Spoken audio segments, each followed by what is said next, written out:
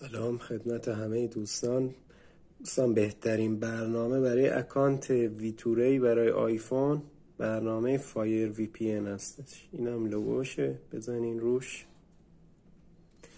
حالا از این قسمت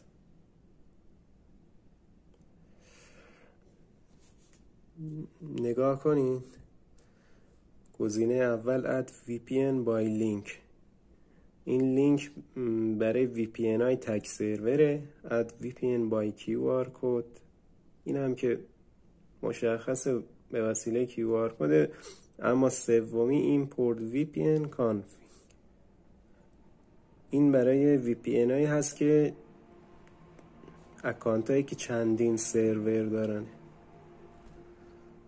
بزنین روش، اکانتی که بهتون داده شد و اینجا کپی کنید، اوکی کنید.